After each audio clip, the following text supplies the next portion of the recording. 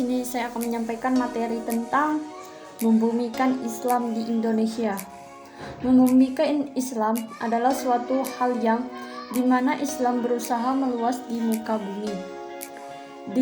Dengan cara berdakwah, menyebarluaskan agama Islam, mempelajari Al-Quran dan hadis, mengajarkan untuk membaca buku-buku referensi tentang Islam dan lain-lainnya. Secara filosofis, agama itu merupakan keyakinan seseorang akan eksistensi Tuhan.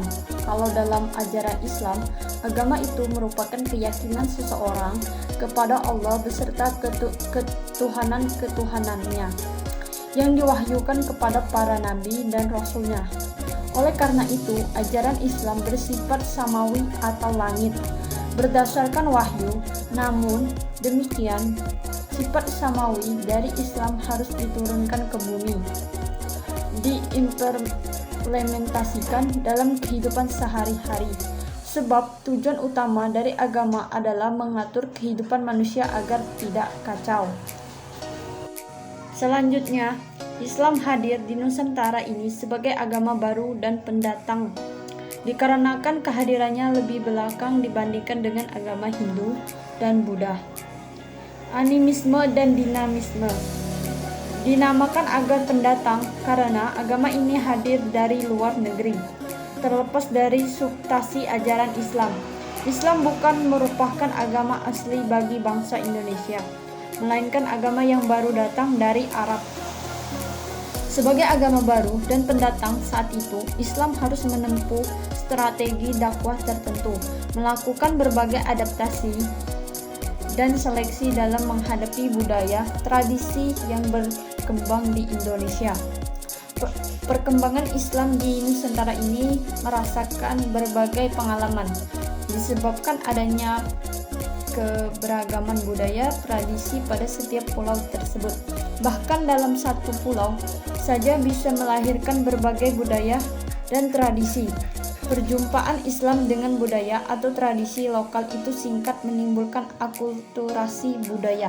Selanjutnya, dalam konteks sejarah penyebaran Islam di Nusantara, tepatnya pada abad ke-15 dan khususnya di Tanah Jawa, Wali Songo mempunyai peran yang cukup besar dalam memproses akulturasi Islam dengan budaya.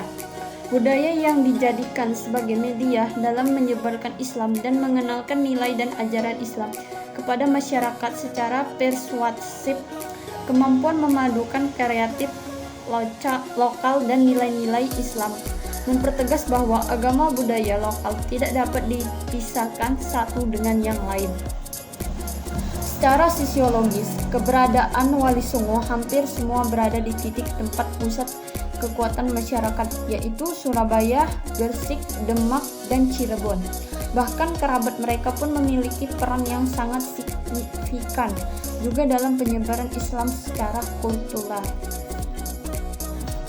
Lanjut, dalam konteks praktek keagamaan yang diajarkan masyarakat Indonesia yang berhubungan dengan gerakan dakwah Wali Songo, tampak sekali terdapat usaha membumikan Islam. Fakta tentang pribumisasi Islam yang dilakukan Wali Songo dalam dakwah terlihat sampai saat ini. Sejumlah istilah lokal yang digunakan untuk menggantikan istilah yang berbahasa Arab. Contohnya Gusti Kang Murbeng atau Allahu Rabbul Alamin, Kanjeng Nabi Kai atau Al-Alim, guru atau ustadz, sembahyang atau sholat, dan lain-lain. Sejak masa Wali Songo, Islam Indonesia memiliki dua model di atas. Yang pertama, kelompok formalis yang lebih mengutamakan aspek fikih dan politik kenegaraan. Yang kedua, kelompok esensialistis lebih memprioritaskan aspek nilai dan kultur dalam berdakwah.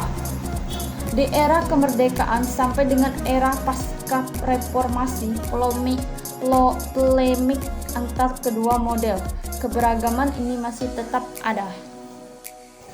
Lanjut, Dalam masyarakat yang pluralistik saat ini diperlukan pengembangan kiat-kiat baru bagi para pendakwah dengan menyelaraskan dengan kemajuan teknologi dan modernitas.